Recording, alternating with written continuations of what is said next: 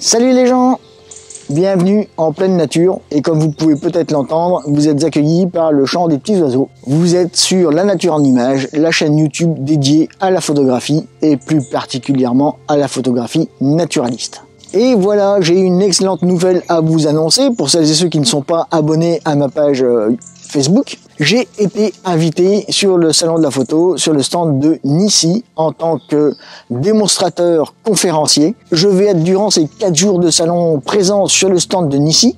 Donc, toutes celles et ceux qui souhaiteraient m'aborder pour des questions diverses et variées, et notamment pour discuter du matériel Nissi, n'hésitez pas à venir me saluer et n'hésitez pas à venir voir les quelques conférences que je vais faire sur le matériel Nissi et sur la macrophotographie dans son ensemble. En ce sens, pour préparer le salon de la photo, Nissi m'a envoyé un petit accessoire que je ne connaissais pas, que j'ai découvert justement en préparant mes conférences pour le salon de la photo, et c'est la bonnette 49 mm de Nissi. Et cette vidéo va être dédiée au retour terrain de cette bonnette. Alors, cette bonnette, en quoi consiste-t-elle? Alors, comme d'habitude, je vous mets quelques images pour vous illustrer mes propos, parce que là, vous allez voir que si je vous la montre à la main, vous n'allez pas voir grand-chose.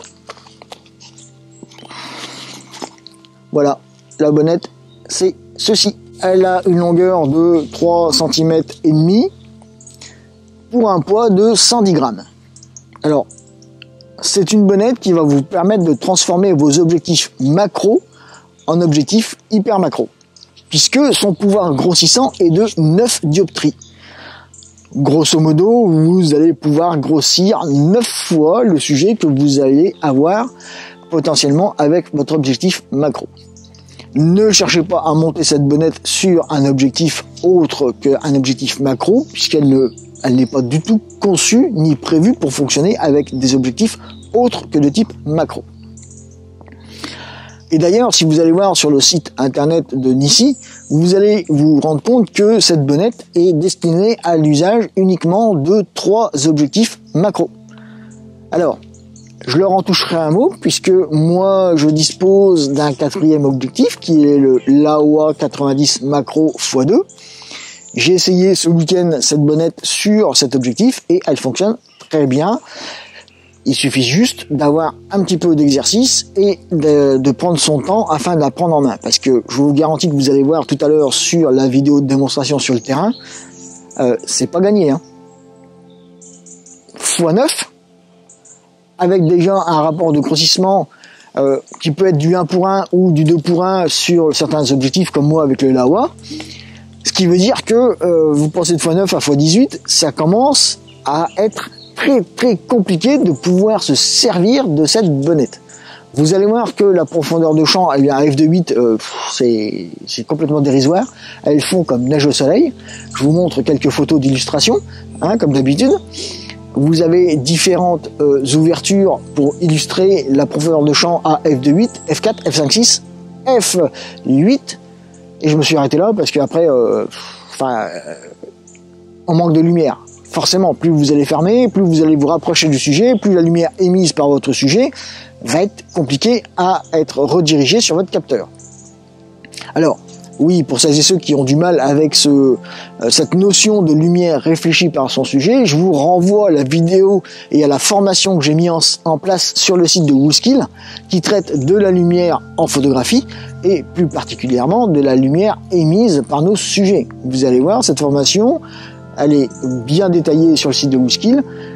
Elle est à l'achat. Je l'ai mise à un prix dérisoire pour que tout le monde puisse y accéder et tout le monde puisse avoir ces notions de lumière incidente et de lumière réfléchie. La mise en œuvre de cette bonnette, c'est très dur. Je veux dire, c'est très compliqué. Il faut au moins sortir de Polytechnique, voire maternelle supérieure, pour pouvoir la mettre en place. Vous avez à l'intérieur de la petite sacoche de transport 2 bagues. Et ces 2 bagues vont vous donner un diamètre de 67 ou 62 mm que vous allez venir visser au niveau de la lentille frontale de votre objectif. Alors, ça tombe très bien puisque moi le Laowa est en diamètre 67 et le Sony est en diamètre 62. Donc, grosso modo, ce que vous faites, c'est que vous prenez par exemple, là, j'ai le Sony entre les mains, donc diamètre 62, je prends la bonnette 62 et je viens la visser.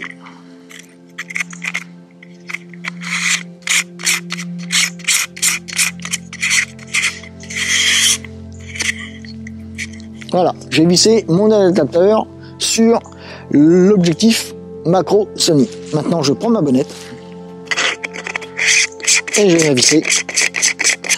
Voilà, ma bonnette sur l'adaptateur et ma bonnette est montée. J'enlève le petit capuchon de protection de la lentille frontale de la bonnette. Alors attention parce que cette lentille est courbée. Elle ressort un petit peu du fût de l'objectif et il y a un millimètre et demi qui dépasse de ce corps de l'objectif. Attention à ne pas ni frotter cette lentille frontale ni la percuter contre un objet quelconque. Le tarif de cette bonnette est de 90 €. Elle se destine principalement aux appareils photo full frame puisque les objectifs cités sur le site internet de Nissi, alors il y a un Canon, il y a un Sony et il y a un Nikon. Je vais vous mettre les trois objectifs cités en question à côté de moi pour vous illustrer mes propos. Donc ce sont des objectifs qui sont dédiés full frame principalement. Alors ça ne veut pas dire que vous ne pouvez pas les monter dans certains cas sur des appareils APS-C, mais si vous avez un objectif dédié APS-C, assurez-vous que le diamètre soit 62 ou 67 mm en lentille frontale parce que sinon vous ne pourrez pas monter cette bonnette sur votre objectif. Autre aspect technique de cette bonnette, c'est que puisqu'il n'y a aucun, je dirais, contact électrique entre la bonnette et l'objectif, et que l'objectif, il n'y a aucun adaptateur entre l'objectif et le boîtier, les automatismes de l'objectif seront fonctionnels à 100%.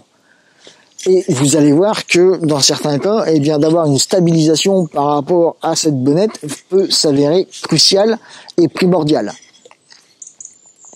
Parce que comment vous dire que déjà à x9, le moindre mouvement, la moindre vibration va faire que votre photo va être floue et que vu que la profondeur de champ est très faible, très minime, vous allez vite sortir de la profondeur de champ de la zone où vous voulez faire la mise au point et auquel cas la photo sera loupée. Comme vous pouvez le constater sur cette photo de démonstration d'une petite Celtic, la photo pour moi est sympa mais elle est floue, donc ça veut dire qu'à un moment donné j'ai certainement bougé. Voilà en ce qui concerne la bonnette. La seule chose que vous devez savoir encore par rapport à l'utilisation de cette bonnette, c'est que vous avez une distance minimale de travail et que cette distance de travail va se situer entre 2 cm de votre sujet et 14 cm. En dessous de 2 cm, vous n'allez pas pouvoir faire la mise au point et au-dessus de 14 cm, vous n'allez pas non plus pouvoir faire la mise au point. Donc attention à bien veiller dans cette plage de travail de 2 à 14 cm. Donc ce que je vous propose maintenant, c'est de monter l'objectif sur l'appareil photo. Nous allons commencer les tests avec le Sony, puisque je l'ai dans les mains et la bonnette est montée sur le Sony. Et nous allons voir sur le terrain ce que cela donne. Alors je vais essayer de trouver potentiellement des choses à photographier, mais c'est pas évident. Et ce que j'aimerais trouver, c'est des petites colamboles à la limite, pour vraiment vous montrer le potentiel de cette lentille. Comme vous pouvez le constater, j'ai sorti donc le Ninja pour vous immerger encore plus dans la vidéo. Pour celles et ceux qui ont assisté à la dernière vidéo, il y a le mini TP qui est branché. Donc ça me permet encore une fois de bien vous immerger dans la vidéo et dans ce que je vais pouvoir raconter. Alors je vois pas de calambole à proprement parler, mais bon, il y a 2-3 petits trucs qui pourraient être sympas. Des espèces de petits champignons, des espèces de pousses. Nous allons essayer de voir un petit peu ce que nous pouvons prendre en photo. Allez, c'est parti. Là. Alors, je suis en automatisme. Oui, j'ai des automatismes qui sont mis. Je vais enlever le pare-soleil, l'objectif. Là, je suis en automatique. Ça va me permettre de pouvoir faire la mise au point manuelle et de tester que mon objectif a bien gardé manuellement les automatismes. Voilà, vous voyez, il pompe, donc il cherche la mise au point. On va lui donner de quoi faire la mise au point. C'est compliqué. Alors je suis peut-être un peu trop près.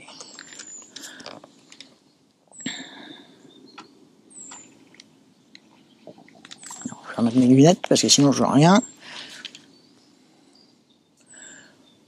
Alors je suis à quelle ouverture?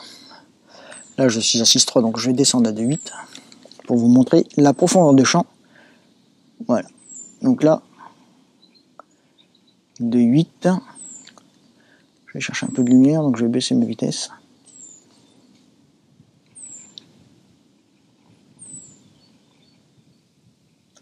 Donc l'autofocus fonctionne bien, là il continue de me garder la mise au point. Tac. Ok, donc maintenant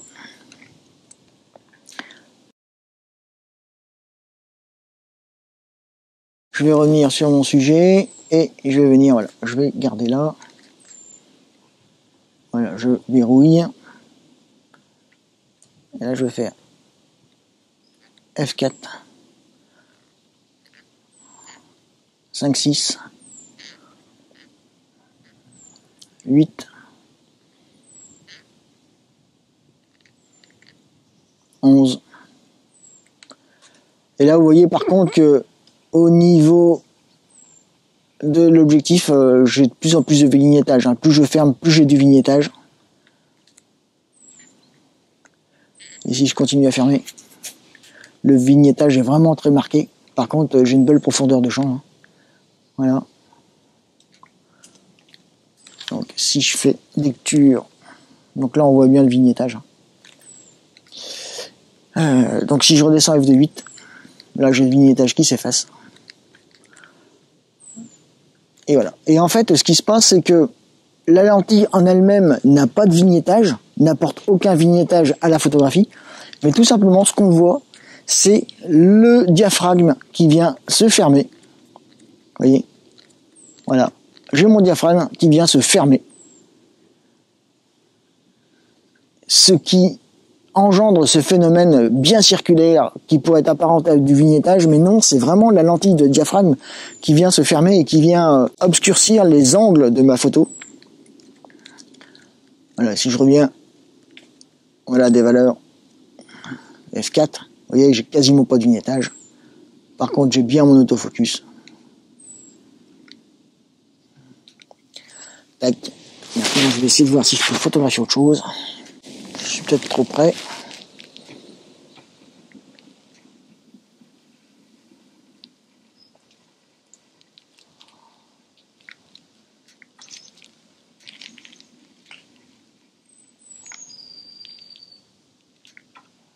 Ouais. Alors par contre la profondeur de champ est vraiment infime hein, puisque à F4 je n'ai pas tout de net sur ma petite pousse là, mon petit germe. Il faut vraiment que je vienne à la limite faire la mise au point ici. Voilà, garder la mise au point ici.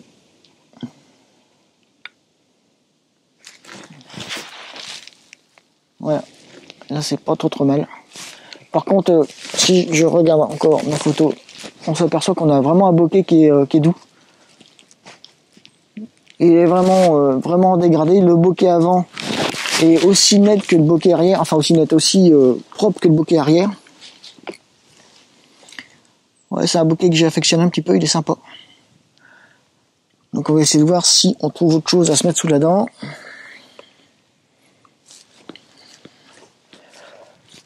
Mais avec les températures extérieures actuelles, il n'y a pas grand chose à se mettre sous la dent. Le point il pêche un petit peu quand même hein, par moment, c'est pas... Mais là ça vient de l'objectif, hein. Avec un grossissement x9 c'est quand même compliqué. Là j'en demande beaucoup à l'objectif quand même.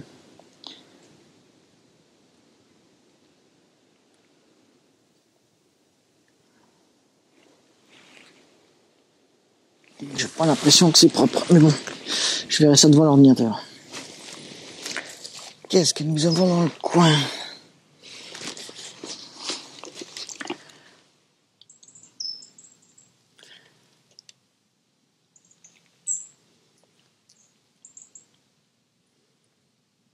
Je peux peut-être essayer de faire...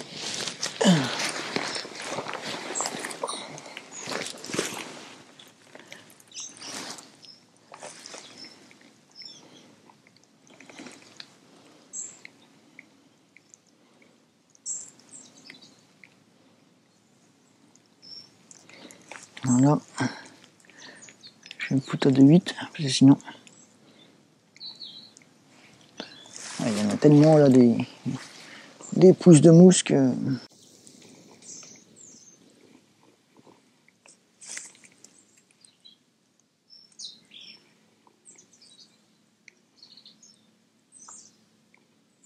Ça me fait penser.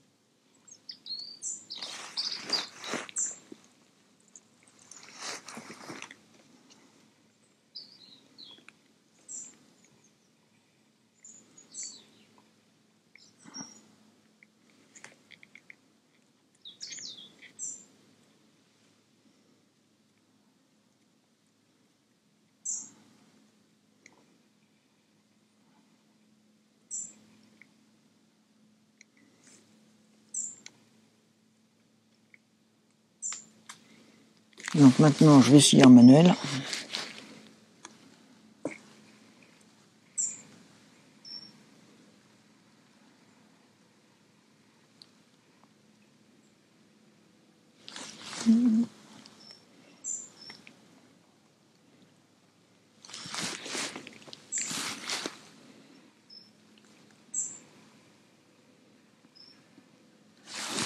Je me mets en loupe.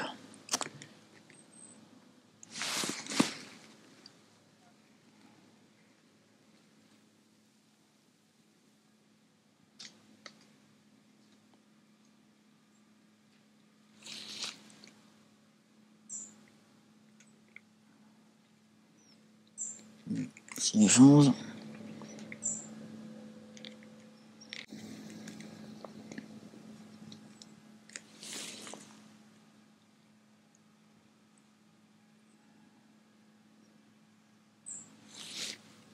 Là, je veux bien les cellules de la feuille. Hein.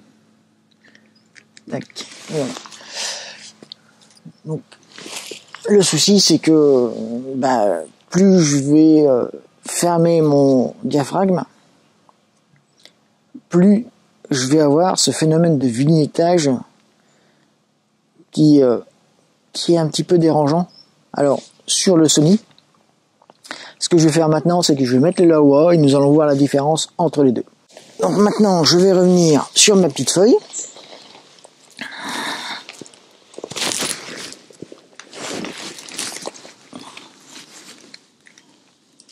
Je vais venir chercher ma mise au point manuellement puisque j'ai bloqué mon Laowa en x2, rapport x2, donc 2 pour 1.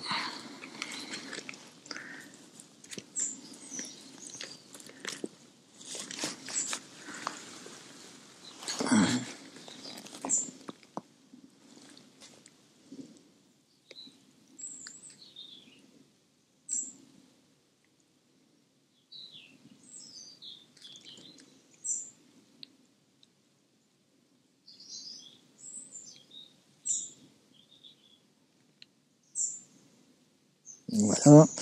Donc là, je suis à F2.8. Donc maintenant, je vais passer à F4 pour vous montrer. Je vais peut-être rester volontairement flou. Voilà. F4, F5.6, F8, F11, F16. Donc là, vous voyez, à aucun moment, je n'ai ce phénomène de vignettage comme j'avais sur le 90 mm de Sony. Je n'ai pas de souci de vignettage avec la bonnette sur le Laowa. Vu que le vent se lève, évidemment, et que de toute manière, je n'ai pas grand-chose à mettre sous la dent, je vais revenir sur mes deux petites prises de vue précédentes et je vais voir la différence entre les Laowa et le Sony. Déjà, vous pouvez remarquer une chose, c'est qu'avec le Laowa, vu que je suis à x2, si je me mets à 1 pour 1 comme sur le Sony, voilà.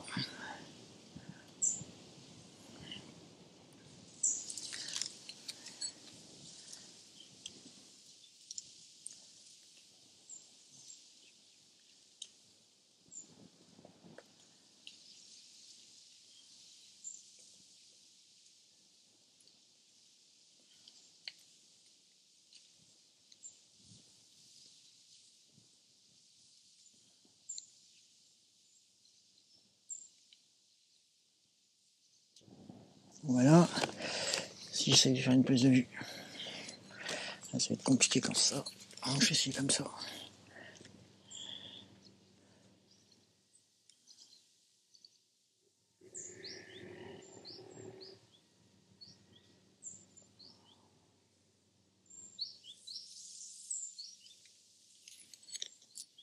Voilà.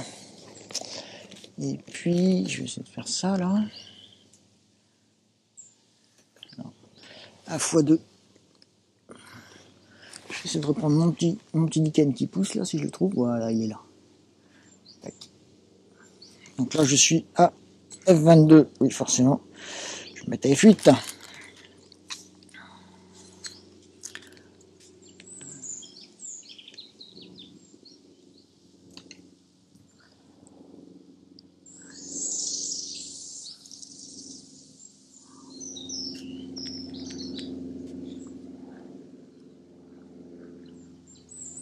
Vous voyez, ça joue à pas grand chose à mise au point. Là, j'ai simplement déplacé l'appareil photo d'1 millimètre et je suis déjà hors champ.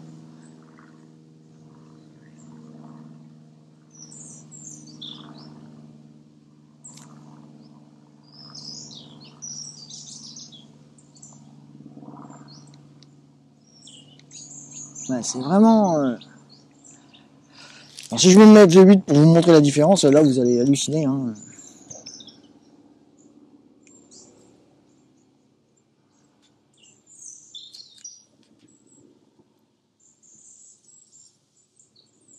Vous voyez, la profondeur de champ, c'est vraiment peanuts. Hein. C'est, voilà. Je déplace à peine l'appareil photo que je suis déjà en dehors de la profondeur de champ. Alors ça, c'est le mieux que j'ai pu faire. Donc inutile de vous dire que là, le rail mycométrique, il prend tout son sens. Notamment dans ce cas de figure-là, surtout FD8. Hein. Mais je pense que F8, c'est un bon compromis. Je vais rester à F8. Je vais essayer de voir si je trouve pas autre chose.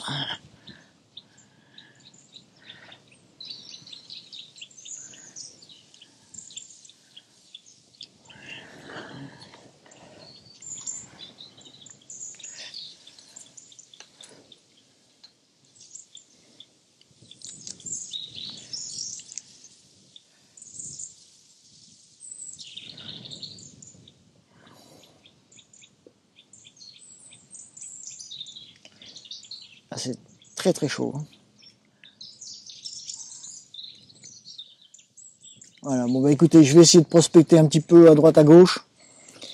Essayer de voir si je trouve quelque chose à mettre sous la dent pour vous donner des exemples un peu plus parlants.